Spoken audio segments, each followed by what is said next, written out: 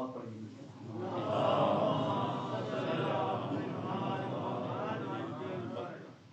اعوذ باللہ من الشیطان الرجیم.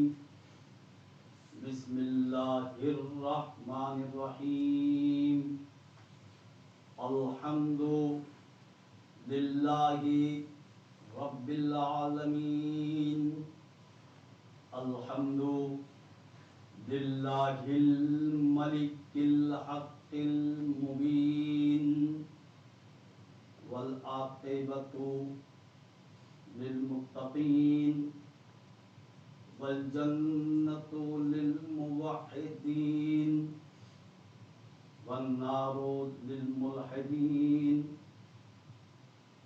والصلاة والسلام والتحیۃ والإکرام علی سید الانبیاء والمرسلین ابی القاسم محمد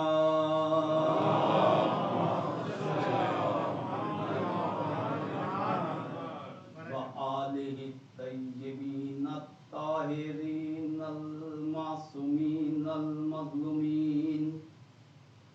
ولعنۃ اللہ علی اعدائہم اجمعین.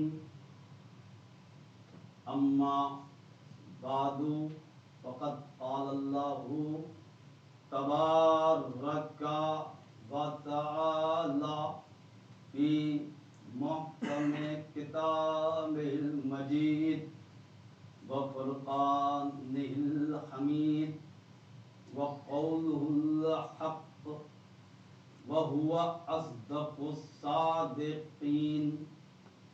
بسم اللہ الرحمن الرحیم. ان الذین آمنوا وعملوا الصالحات سیجعل لهم الرحمن ودا. صلوات پڑھیے.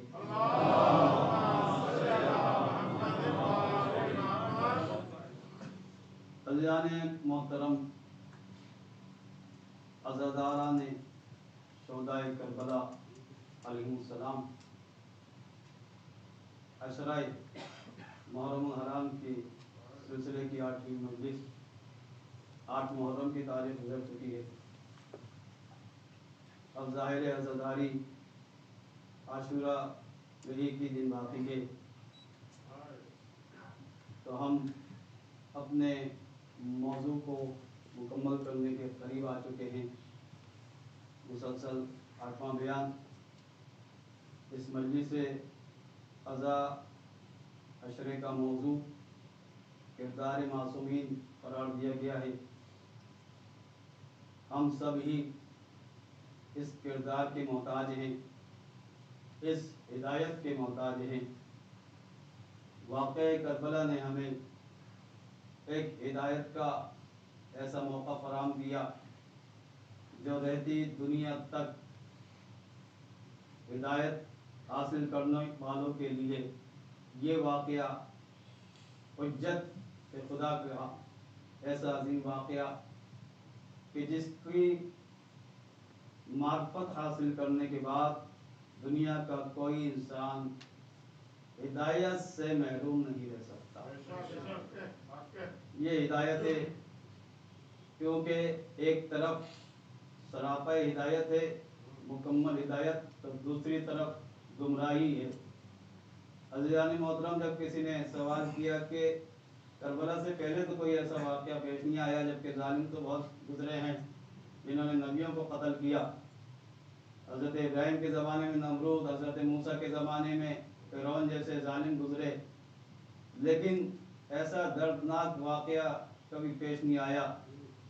سبب یہ تھا کہ ایسا قیام اس وقت اس لیے نہیں کیا کہ جتنے بھی ظالم آئے انہوں نے گمراہی کا اعلان کیا.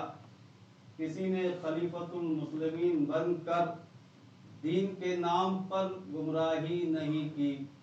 جب دین کے نام پہ گمراہی ہوتی ہے تو کوئی ایسا وارث دین ہونا چاہیے وہ قربانی دے کر اس دنیا پر ہدایت کے پرچم کو بلند کر دے تاکہ تا قیامت کسی کی یہ ہمت نہ ہو کہ وہ دین کے نام پر گمراہی پھیلائے۔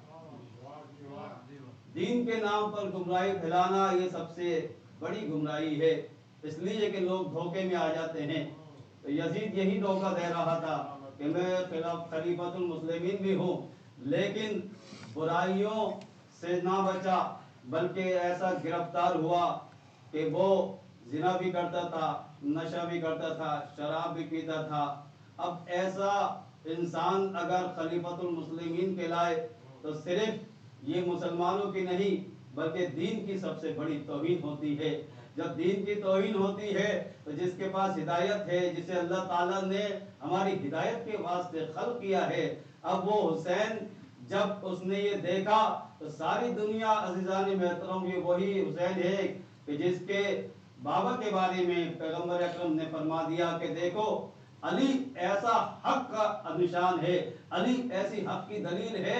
اور یہ اس طرح فرمایا سنی شیعہ کتابوں میں، یہ خطبے کے اندر اللہ کے رسول نے فرمایا جہاں صاحب بیٹھے ہوئے تھے، مسجد میں خطبہ ہے، کہا تمہیں ایک بات میں بتا رہا ہوں کہ دیکھو علی ایسی حق کی علامت ہے کہ جب تم دیکھو کہ ساری دنیا ایک طرف ہو جائے، علی تنہا ہو جائے تو ساری دنیا کو چھوڑ دینا لیکن علی کو نہیں چھوڑنا۔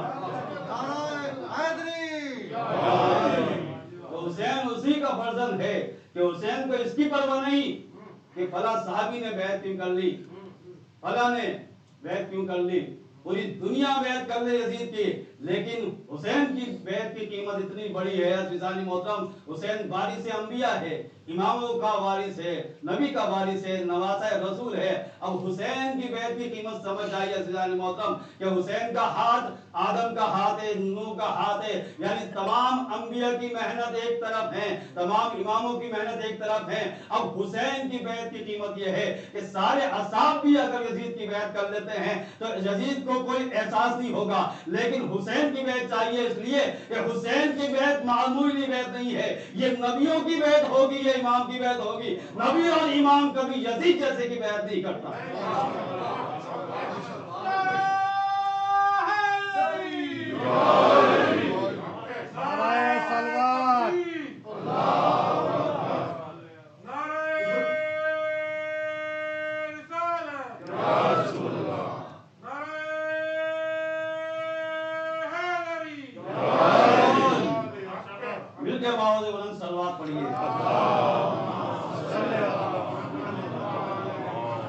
امام حسین سے بڑی کوئی ہدایت کی دلیل نہیں ہے عزیزان محترم۔ یہ ایسا خاندان ہے، ابھی عرض کیا، اور میں اہل سنت کے ایک بڑے عالم کا قول بیان کروں گا۔ کوثر نیاز ایک بہت بڑے عالم تھے، اس دنیا میں نہیں رہے، تو ان سے بڑا آسان سا سوال کیا، کیونکہ ہماری کتابوں میں حضرت ابو طالب علیہ السلام کا بھی تذکرہ ہے اور ابو سفیان کا بھی ذکر ہے، تو ظاہر ہے ہمیں کوئی اعتراض بھی نہیں، اعتراض ہونا بھی نہیں چاہیے۔ تو ان سے سوال کیا کہ یہ بتائیے کہ حضرت ابو طالب میں اور ابو سفیان میں کیا فرق ہے؟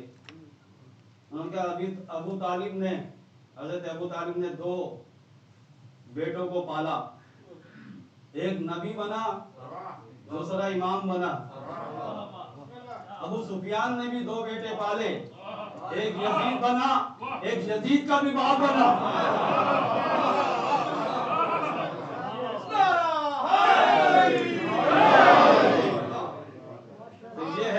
محترم، یہ ہے سلسلہ ہدایت کہ امام کا خاندان دیکھیے، انشاءاللہ کل عرض کیا جائے گا۔ اب عزیزان محترم بات کو آگے بڑھاتے ہوئے دیکھیے، یہ مجلس سے ہمیں ایک درس مل جاتا ہے کہ ہمارے عقائد کی اصلاح ہو جاتی ہے۔ توحید کے بارے میں ایک جملہ عرض کرنا ہے۔ ایک بڑے بڑے فلسفی گزرے، ریکارڈ ایک بہت بڑا فلسفی، آج کے فلسفی جیسے آج کے زمانے کے ارسطو، سقراط، اس کے بعد پھر یہ چلتا رہا سلسلہ مولوی سینا اور آج بہت سارے فلسفیوں نے، ان کی دلیل یہ تھی کہ اللہ کا وجود ہے، اس لیے کہ ہم جب سوچتے ہیں یا ارادہ کرتے ہیں یہ ہمارے وجود کی دلیل ہے، لیکن جب ہم یہ کہتے ہیں کہ ہم اس دنیا میں آ گئے تو ہم نے تو ارادہ نہیں کیا تھا، اب جس نے ارادہ کیا وہی ہمارا خالق ہے۔ یعنی ہمارا وجود اللہ کے وجود کے اوپر دلالت کرتا ہے، دلیل ہے۔ تو عزیزوں یہ تو فلسفیوں نے ہزاروں صفحے لکھ دیے، لیکن مولا کائنات نے پہلے ہی فرما دیا من عرف نفسہ فقط عرف ربہ، جس نے اپنے آپ کو پہچان لیا اس نے اپنے رب کو پہچان لیا۔ تو جو فلسفی نہ سمجھ سکا وہ مولا نے پہلے ہی بتا دیا تھا، یعنی اپنے وجود کو سمجھ جاؤ تو خود بخود تمہیں اللہ کی معرفت حاصل ہو جائے گی۔ اب سوال یہ پیدا ہوتا ہے جان محترم کہ اللہ نے جب اتنی کائنات میں اپنی نشانیاں پیدا کی، سورج چاند کائنات کا نظام، تو ہم تو اللہ کے وجود کو سمجھ جاتے ہیں چاند دیکھ کر، سورج دیکھ کر، نظام کائنات دیکھ کر۔ تو کیا وجہ ہے کہ اسے ہادیوں کو پیدا کیا، 1,24,000 نبیوں کو، 12 امام کو، 14 معصومین کو؟ کیا وجہ ہے؟ تو عزیزوں بات یہ ہے صرف کہ اللہ جسم اور جسمانیت سے منزہ ہے۔ ہم اللہ کے وجود کو تو سمجھ سکتے ہیں، لیکن یہ نہیں پتا کہ اللہ کس عمل سے ہمارے راضی ہوتا ہے اور کس عمل سے ناراض ہوتا ہے۔ تو کچھ ہستیاں ایسی ہونی چاہیے کہ جب ہم ان کو دیکھیں اگر وہ ناراض ہو جائیں تو ہم سمجھ جائیں گے کہ اللہ ناراض ہو گیا، اگر وہ راضی ہو جائیں تو سمجھ جائیں گے کہ اللہ راضی ہو گیا۔ جبھی تو معصومہ کے بارے میں فرمایا اگر فاطمہ جس سے راضی ہو جائے تو اللہ راضی ہو جاتا ہے، فاطمہ جس سے ناراض ہو جائے تو اللہ اس سے ناراض ہو جاتا ہے۔ بس یہی سب سے بڑی دلیل ہے کہ اللہ اسی سے راضی ہوتا ہے جس سے اہل بیت راضی ہوتے ہیں، اللہ اس سے ناراض ہوتا ہے جس سے اہل بیت ناراض ہو جاتے ہیں۔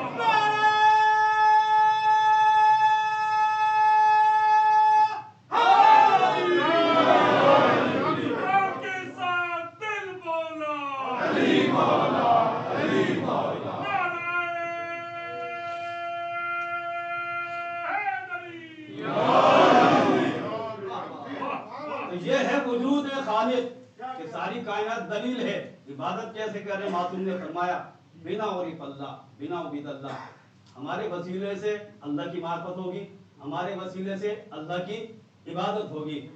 للہ الاسماء الحسنی فادعوہ بہا، آیت ہے قرآن کی کہ اللہ تعالیٰ کے اسماء ہیں، ان اسماء کے ذریعے پکارو اللہ کو۔ بہت توجہ چاہتا ہوں، دوسری آیت ہے صفت اللہ، من احسن من اللہ صفۃ، اللہ کی رنگت اختیار کرو، یعنی وہ اگر کریم ہے تو کریم بن جاؤ، وہ علیم ہے تو علیم بن جاؤ، وہ رحیم ہے تو رحیم بن جاؤ، اس کی ساری صفات کو اپنے اندر اپنانے کی کوشش کرو۔ لیکن پھر بھی یہ سوال تو پیدا ہوتا ہے کہ ہمارے پاس کوئی جاننے کا پیمانہ نہیں، کوئی معیار نہیں۔ عزیزانی محترم، وہ علیم ہے تو کتنا علیم ہے، وہ کریم ہے تو کتنا کریم ہے، وہ قادر ہے تو کتنا قادر ہے، وہ رحیم ہے تو کتنا رحیم ہے۔ کچھ ہستیاں ایسی ہونا چاہیے کہ اگر ہم ان کے علم کو دیکھیں تو سمجھ جائیں گے عزیزانی محترم کہ جب ہادیوں کا علم اتنا زیادہ ہے تو پھر خالق کا علم کتنا زیادہ ہوگا، جب یہ اتنے کریم ہے تو خالق کتنا کریم ہوگا۔ یہ وسیلہ ہے معرفت الہی کا، پروردگار تک پہنچنے کا وسیلہ ہے۔ اب عزیزان محترم یہی وجہ ہے کہ معصوم نے فرمایا نحن اسماء اللہ، ہم اللہ کے نام ہیں۔ یعنی کیا مطلب؟ اللہ فرما رہا ہے کہ تم مجھے پکارو میرے ناموں کے ذریعے، تو اب ہم اللہ کا نہ نام کی معرفت حاصل کر سکتے، نہ صفات کی، نہ ذات کی۔ تو کچھ ہستیاں ایسی ہونی چاہیے عزیزان محترم کہ ان کے عمل کو ہم دیکھیں، وما تشاؤون الا یشاء اللہ، یہ صرف وہی چاہتے ہیں جو مشیت الہی چاہتی ہے۔ مشیت پروردگار کو سمجھنا ہے تو معصوم کو خوش کر لو گے تو اللہ بھی خوش ہو جائے گا، نبی بھی خوش ہو جائے گا۔ صلوات پڑھیے کہ محمد و آل محمد۔ اور یہی وجہ ہے کہ حضرت آدم جیسی عظیم ہستی عزیزان محترم، کہ حضرت آدم کو جانتے ہیں آپ کس طرح فضیلت ملی؟ علامہ آدم الاسماء کلہا ثم عرضهم علی الملائکہ، آدم کو بھی اللہ تعالیٰ نے تعلیم دی کچھ اسماء کی، فرشتوں کو بھی تعلیم دی، لیکن جب امتحان لیا تو فرشتوں نے یہی کہا قالوا سبحانک لا علم لنا الا ما علمتنا، کہ بے شک تیری ذات پاک و پاکیزہ ہے، ہمارے پاس اتنا ہی علم ہے جتنا تم نے سکھایا ہے۔ تو عزیزان محترم حضرت آدم کو فضیلت حاصل ہوئی اس لیے کہ انہوں نے اپنے علم سے کمالات حاصل کیے، اہل بیت علیہ السلام کی معرفت حاصل کی۔ اب یہاں پر آ کر ہمیں بات سمجھ میں آتی ہے کہ اللہ نے پہلے ہی فرما دیا ہے اپنے پہلے ہی خلیفہ کو جب اس دنیا میں بھیجا تو معیار بتا دیا کہ خلیفہ وہی ہوگا جس کے پاس علم زیادہ ہوگا، علم والا ہی خلیفہ بنے گا۔ عزیزان محترم، سب فرماتے ہیں عالم الناس علی، تمام اصحاب میں سب سے بہترین فیصلہ کرنے والے علی، تقوی والے علی، کرم کرنے والے علی، تمام شجاعتوں کے مالک علی، تمام علم میں سب سے زیادہ علی۔ تو اب خود سمجھ جائیے جس کی اتنی صفات ہو، آدم کے پاس صرف علم زیادہ تھا تو انہیں خلیفہ بننے کا شرف حاصل ہو گیا، اللہ تعالیٰ نے بنایا۔ تو اللہ بھی یہ دیکھتا ہے عزیزان محترم، جس کے پاس کمالات زیادہ ہوں گے وہی ہماری ہدایت بھی کرے گا، وہی اللہ کی طرف سے خلیفہ بھی ہوگا۔ اب یہاں سے تو بات سمجھ میں آتی ہے کہ جس کے پاس کمالات زیادہ ہوں گے وہی ہماری ہدایت کرنے کے لیے آئے گا۔ ہدایت وہی کرے گا جو کسی کا محتاج نہ ہو، جو سب کا محتاج ہوتا ہے وہ کبھی ہمارا ہادی نہیں بن سکتا۔ یہی تو وجہ ہے مولا کائنات علی ابن ابی طالب علیہ السلام، صلوات پڑھیے۔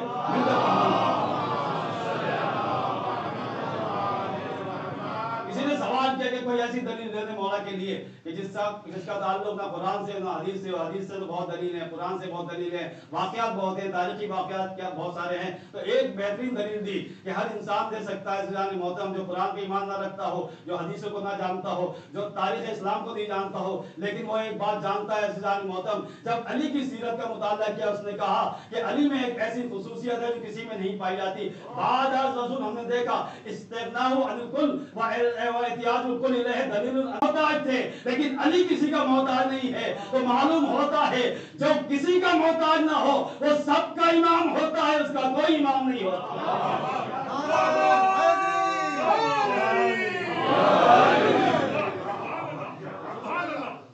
یہ ہے عزیزان محترم، یہ وہ ہستیاں ہیں کسی کی محتاج نہیں ہیں، یہ اللہ کی طرف سے کمالات لے کر آئی ہیں، علم لے کر آئی ہیں، کمالات لے کے آئی ہیں۔ اور یہی وجہ ہے کہ حضرت آدم سے جب خطا ہوئی، جب تک کہ اولا ہوا تو کس طرح اللہ کی طرف سے حکم ہوا فَتَلَقَّى آدَمُ مِن رَبِّهِ كَلِمَاتٍ، آدم کو اللہ تعالیٰ نے کچھ کلمے عطا کیے، فَتَابَ عَلَيْهِ، اسی کلموں پہ توبہ کی۔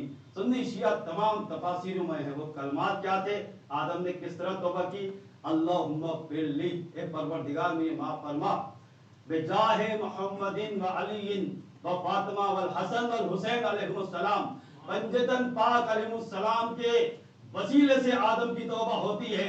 اب میں سوال کروں گا عزیزان محترم جو وسیلے کے منکر ہیں کہ تم وسیلے کے منکر ہو تو اب دو ہی صورتیں ہیں، یا تو تمہیں اپنا باپ بدلنا ہوگا یا عقیدہ بدلنا ہوگا۔ آدم نے بتا دیا کہ دیکھو ان کے علاوہ کوئی وسیلہ نہیں ہے، اللہ کے حکم سے یہ توبہ آدم نے ان عظیم ہستیوں کو وسیلہ بنا کر کی۔ اور یہی وجہ ہے عزیزان محترم کہ اللہ کے کمالات اگر آپ سمجھنا چاہتے ہیں تو سمجھیے کہ کس طرح اللہ تعالیٰ نے ان عظیم 14 معصومین کو پیدا کیا۔ وہ کیا ہے؟ اللہ تعالیٰ محمود ہے، اس نے محمد کو پیدا کیا۔ وہ عالی ہے، اس نے علی کو پیدا کیا۔ وہ فاطر السماوات ہے، اس نے فاطمہ کو پیدا کیا۔ وہ محسن ہے، اس نے حسن کو پیدا کیا۔ وہ قدیم الاحسان ہے، اس نے حسین کو پیدا کیا۔ وہ مسجود اور معبود ہے، اس نے زین العابدین کو پیدا کیا۔ وہ خبیر اور علیم ہے، اس نے محمد باقر کو پیدا کیا۔ وہ اصدق الصادقین ہے، اس نے امام صادق کو پیدا کیا۔ وہ فیض و غضب کا مالک ہے، اس نے قاسم کو پیدا کیا۔ وہ تمام مرضیوں کا مالک ہے، اس نے امام رضا کو پیدا کیا۔ وہ تقویٰ عطا کرتا ہے، اس نے امام تقی کو پیدا کیا۔ وہ پاک اور پاکیزہ ہے، اس نے امام نقی کو پیدا کیا۔ وہ ہیبت والا ہے، اس نے عسکری کو پیدا کیا۔ وہ غائب مطلق ہے، اس نے عنایتی کو پیدا کیا۔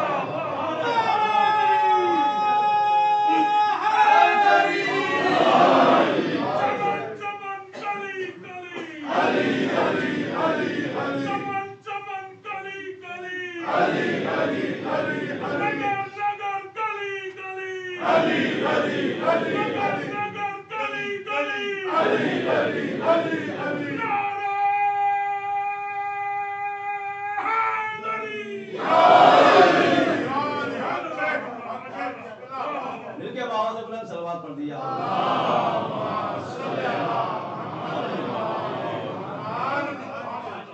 مذہب सिफात परवरदिगार, नहीं समझ में आती सिफात अल्लाह की, लेकिन मासूम को जब देखते हैं तो समझ जाते हैं कि उसके बनाए गए ये बंदे जो इबादत करने वाले, सजदा करने वाले, नमाजें पढ़ने वाले, बताते हैं कि जब इनके कमालात देखते हैं, इनका किरदार देखते हैं, मेरा मौजू किरदार देखते हैं, तो समझ जाते हैं कि जब ये इतनी अजमत पर फाइज हैं, इतने बाकमाल हस्तियां हैं, तो खालिक के कमालात कितने हैं।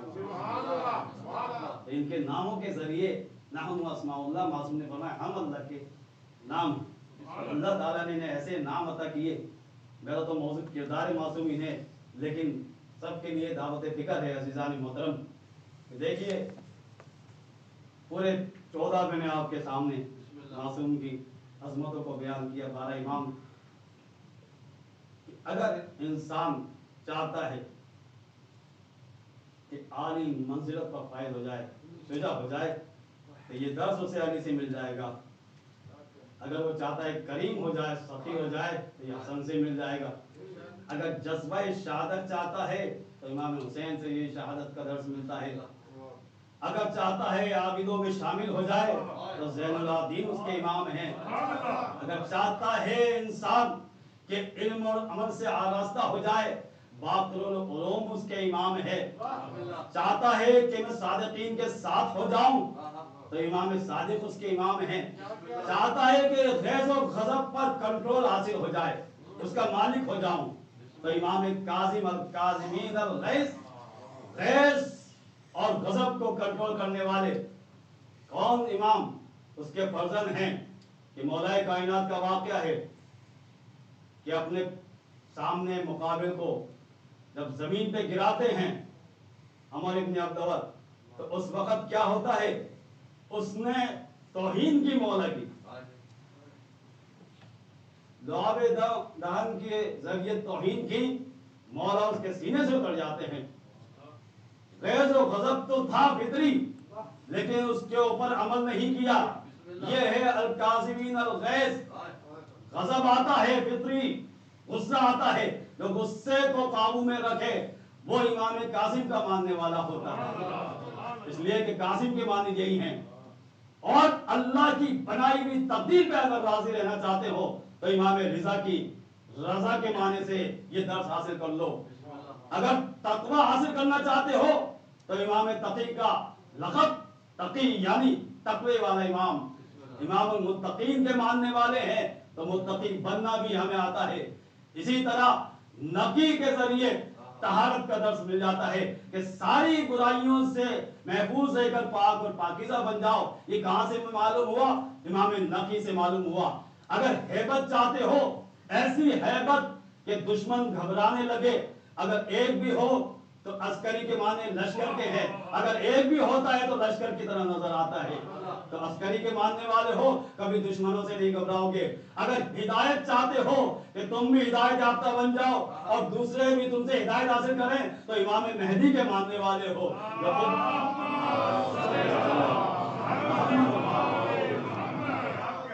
ये है अल्लाह मोहतरम कि इनके अलकाब में इतने हिदायत का इंतजाम किया है अल्लाह ताला ने कि हम इनके अलकाब के जरिए ही, इनके अस्मा के जरिए हम हिदायत हासिल कर सकते हैं। किरदार तो बात की बात है, मौजज़ात, करामात, सीरत, वाक़यात, ये तो बात की बात है। सिर्फ हम ये 14 मासूमीन के अस्मा को अपने बच्चों को पढ़ाएं और उनके अलकाब, उनका टाइटल जो है उसका तर्जुमा बस बता दें तो समझ जाएगा बच्चा कि मैं किसका मानने वाला हूँ। मैं इमाम का मानने वाला हूँ, मुझे इबादत भी करना है, मुझे सिद्क़ में बोलना है, मुझे झूठ से बचना है, मैं शुजा भी हूँ, मैं करीम भी हूँ, मैं सादिक भी हूँ, मैं गुस्से में कंट्रोल भी करूँगा, तक़वा भी हासिल करूँगा, तहारत भी होनी चाहिए, हैबत भी होनी चाहिए, हिदायत भी होनी चाहिए। ये सारे दर्स और सारा इल्म हमें मासूमीन के अलकाब से हासिल हो जाता है। सलवात पढ़िए मिलकर मोहम्मद व आले मोहम्मद। बस अब ये सिफात की बात आ रही है, आज 8 तारीख है तो आज सिफात में मैं गुफ्तगू करना चाहता हूँ। सिफात के माने क्या होते हैं अज़ीज़ान मोहतरम। मौला अब्बास का इस्म मुबारक ही ऐसा इस्म है कि मौला की अजमत के लिए तो यही काफ़ी है। अगर फ़ज़ाइल में देखें आप कि वो अली जिसने अल्लाह से कभी कुछ नहीं मांगा, उसने मांगा तो अब्बास को मांगा। अब्बास को मांगा उस अली। तो किस तरह ये मैंने अलकाब जो आपके सामने बयान किए, ये तमाम अलकाब का मुजस्सम थे अब्बास। अब्बास शुजा भी थे, अली के फर्जंद थे, करीम भी थे, हसन के भाई थे। अब्बास जज्बा शहादत लेकर आए थे, हुसैन के भाई। अब्बास इबादत करने वाले थे, ज़ैनुल आबिदीन को अपना इमाम मानते थे। अब्बास इल्म वाले थे, इमाम मोहम्मद बाक़िर। और इसी तरह सिद्क़ पर यकीन रखने वाले अब्बास, अपने गुस्से गैज़ पर काबू पाने वाले अब्बास के जब भी तलवार निकाली तो इमाम हुसैन ने रोक दिया कि भैया ये जंग का मौका नहीं है। अब्बास तो बचपन से ये बताया जा रहा था कि तुम्हें मौला ने करबला के लिए मांगा है। अपने भाई को कहा था ना, हजरत अकील को कहा था कि कोई ऐसी शुजा खातून, शुजा खानदान का इंतखाब करिए, तलाश कीजिए कि वहाँ से मैं चाहता हूँ कि रिश्ता मुंसलिक हो जाए ताकि मुझे अल्लाह ताला अब्बास जैसा फर्जंद अता करे। तो यही तो मौला ने फरमाया है कि परवरदिगार जैसा मैंने चाहा था वैसा ही तू खालिक है, तो मुझे वैसा बना दे जैसा तू चाहता है। तो जैसा अब्बास को मांगा वैसे ही अल्लाह ताला ने अता किया। ज़ाहिर अली की दुआ हो और वो कैसे रद्द हो सकती है हजरत कुमार अल्लाह। बस ये अब्बास ने 14 मासूमीन की सिफात का मज़हर है अब्बास। अगर अब्बास को समझ जाएंगे तो 14 मासूमीन अलैहिस्सलाम की मार्फत हासिल हो जाएगी। तो अब्बास इस अंदाज में तरबियत हुई कि बचपन से बता दिया कि तुम मौला के लिए आए हो इस दुनिया में, तुम हुसैन के लिए आए हो इस दुनिया में। आप जानते हैं कि वो वक्त कि जब मौला कायनात इस दुनिया से जाने लगे तो सबको बुलाया था, सबका हाथ इमाम हसन के हाथ में दिया था। तो अब्बास के रोने की सदा बुलंद हुई थी तो उम्मुल बनीन से मौला ने फरमाया, बल्कि उम्मुल बनीन के रोने की सदा बुलंद हुई तो कहा रोने का सबब क्या है, मैं तो अभी जिंदा हूँ। तो मौला से कहा उम्मुल बनीन ने कि सबका हाथ इमाम हसन के हाथ में दिया, लेकिन मेरा अब्बास का हाथ किसी के हाथ में नहीं दिया। बस वहां पर आकर मौला ने यही तो कहा था कि जैसा मुकद्दर अब्बास का ऐसा मुकद्दर किसी का नहीं। बस बुलाओ अब्बास को, बुलाओ हुसैन को। एक तरफ हुसैन, एक तरफ अब्बास है। अब्बास का हाथ इमाम हुसैन के हाथ में दिया। बस दोनों भाई सीना मिलाकर रोते हैं, गले मिल के रोते हैं। इमाम हुसैन के बारे में फरमाया मौला कायनात ने कि अब्बास को मैंने इसलिए पाला है कि जब हुसैन क्या कोई मददगार ना हो तो अब्बास हुसैन की मदद के लिए आ जाए। अजरुकुम अल्लाह। ये मंजिलत अब्बास की जानते हैं। जब अब्बास की विलादत हुई थी तो सबसे पहले अब्बास इमाम हुसैन की गोद में गए थे। तो उन्मा लिखते हैं कि अब्बास ने अपने हाथ उसी वक्त बता दिया था, हाथ बढ़ाकर कि भैया ये हाथ तो मेरे बचपन में ही तेरे हवाले हो गए, अब ये जब भी कटेंगे तेरी मोहब्बत में कटेंगे। ये अब्बास की मोहब्बत है हुसैन से, ये अब्बास का जज्बा है शहादत है। इंतजार कर रहे हैं 61 हिजरी आ जाता है। इस 61 हिजरी का वो मौका है कि अब अब्बास समझ जाते हैं कि ये वही वक्त है कि मेरे बाबा ने मुझे अल्लाह से मांगा था, इसीलिए तो मेरी तरबियत की है, मुझे पाला इसीलिए है। बस यहाँ से अब्बास का वक्त शुरू होता है। 61 हिजरी आ गई और अब्बास तैयार हैं, अलमबरदार हैं। एक मर्तबा देखा कि वो वक्त आया कि मेरे मौला के सारे खून के प्यासे हो गए हैं। और एक मर्तबा देखा कि एक सहाबी जिसका नाम ज़ुहैर इब्न खैन है, उन्होंने कहा ए अब्बास तुम जानते हो तुम्हारे बाबा ने तुम्हें क्यों पाला है, तुम्हें क्यों अल्लाह से मांगा है। अरे यही वो मौका है कि तुम अपने वक्त के इमाम मौला के काम आ सको। बस अब्बास ने एक मर्तबा कहा ए ज़ुहैर क्या तुम मुझे शुजाअत दिखाना चाहते हो, जज्बा शुजाअत की बात करते हो। अरे तुम कल मेरे मौला से मुझे इजाजत दिला लेना, लोग खैबर को भूल जाएंगे, ऐसी जंग होगी। अजीजों जानते हैं कि जब ये करबला में ये काफिला आया है, एक मर्तबा जब इमाम हुसैन ने कहा کہا کہ ہم سب کو شہید کر دیا جائے گا. ایک طرف سید سجاد تھے, ایک طرف مولا عباس تھے. سید سجاد نے کہا ارے اتنا سا لشکر ہے, اگر میں اور عباس مل کے لڑیں گے تو یہ لشکر فنا ہو جائے گا. بس یہ کہنا تھا. امام حسین نے کہا اے بیٹا سجاد, ارے لڑنے والوں میں تمہارا نام نہیں. بس بخش کھا کے سید سجاد گر جاتے ہیں اور اس کے بعد پھر عاشور کے بعد ہی اٹھے. حضرکم اللہ, عباس کو کس طرح روکا؟ عباس کو اجازت نہیں ملتی. اب عباس کو اجازت نہیں ملتی. عباس نے دیکھا چاہنے والے ساتھی ایک ایک کر کے شہید ہو رہے ہیں. ایک امام کا چاہنے والا صحابی شہید ہوا. بنی ہاشم کے جوانوں کی باری آئی, ایک ایک جوان شہید ہوا, چھوٹے چھوٹے بچے شہید ہونے لگے. اب مولا کی خدمت میں عباس آتے ہیں. اے آقا مجھے اجازت دیجئے کہ میں جا کر آپ کی راہ میں جہاد کروں. بس امام حسین نے ایک جملہ کہا, اے بھیا انت حامل اللوائی, تم تو میرے پرچم بردار ہو, تم تو میرے علمدار ہو, تم تو سردار ہو اسلاف لے کے. بس یہ سننا تھا. عباس نے نظر یمیناً و شمالاً, دائیں طرف دیکھا, بائیں طرف. اے مولا, ارے وہ لشکر کار ہے جس کا میں علمدار تھا, میرے ہاتھوں کے پالے ہوئے شہید ہو گئے. اجرکم اللہ. بس عباس کو اجازت تو نہ مل سکی. ایک مرتبہ دیکھا چھوٹے چھوٹے بچوں کے الاتش الاتش کی آوازیں آ رہی ہیں, ہائے پیاس کی آوازیں آ رہی ہیں. ایک مرتبہ عباس نے سکینہ کو دیکھا, اے بیٹی سکینہ بہت پیاسی ہو, ارے مولا سے اجازت دلا دو. بس سکینہ کی سوارش ہوئی. امام حسین نے اجازت دی لیکن ایک جملہ کہا, اے سکینہ آج تم اپنے چچا کو بھیج رہی ہو, ارے جب شمر کا ماجر مارے گا تو تمہیں تمہارا چچا بہت یاد آئے, چچا کو بہت یاد کرو گی. بس سکینہ نے اجازت دلوا دی. عباس چلتے ہیں. اب یہ وہ عباس ہے کہ جس کے سامنے کوئی لشکر ٹھہر نہیں سکتا. عباس جاتے ہیں لشکر کو چیر کے نہر القما, نہر فرات پر پہنچتے ہیں اور دشمنوں کو مخاطب کرتے ہوئے کہتے ہیں, اے دشمنوں تم دیکھنا چاہتے ہو, تم سمجھتے تھے کہ ہم پانی تک نہیں پہنچ سکے, آج بھی ہمارے قبضے میں ہے یہ پانی, ہم قدرت رکھتے ہیں اس پانی کو حاصل کرنے کی, لیکن میں ایک گھونٹ بھی نہیں پیوں گا, اس لیے کہ میں جانتا ہوں حسین کے چھوٹے چھوٹے بچے پیاسے ہیں. ارے سکینہ پیاسی ہے, میں قطرہ پانی کا نہیں پیوں گا. عباس نے مشق سکینہ کو بھرا. اب مشق سکینہ بھرنے کے بعد عباس کے ذہن میں ایک ہی بات ہے کہ کسی طرح یہ پانی اگر خیام حسینی تک پہنچ جائے. بس چھوٹے چھوٹے بچے عباس کا انتظار کر رہے ہیں. ایک مرتبہ عباس آگے بڑھتے ہیں, ایر لگائی, گھوڑا آگے بڑھتا ہے. عباس کی نظریں خیام حسینی کی طرف ہے. ایک ظالم نے چھپکے وار کیا, ارے عباس کا ایک شانہ قلم ہوا.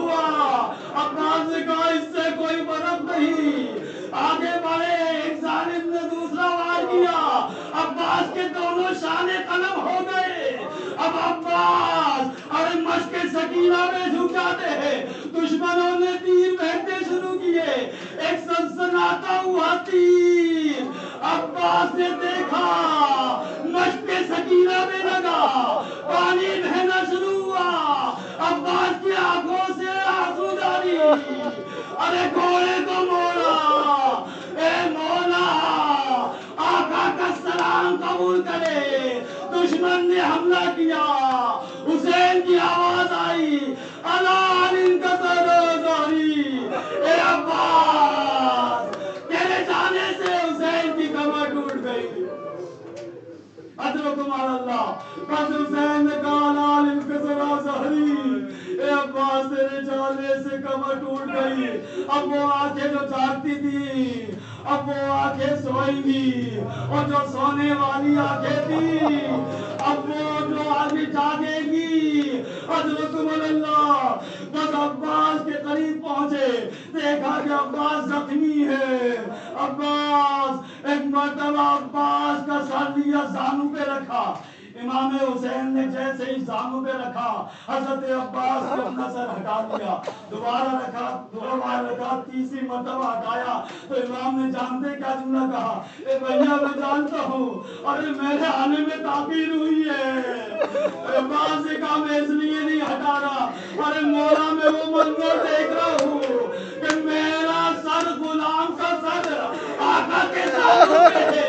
ارے آقا جب یہاں پہ شہید ہوں گے تو کوئی نہیں ہوگا، آپ کا لاشا خاک پر ہوگا۔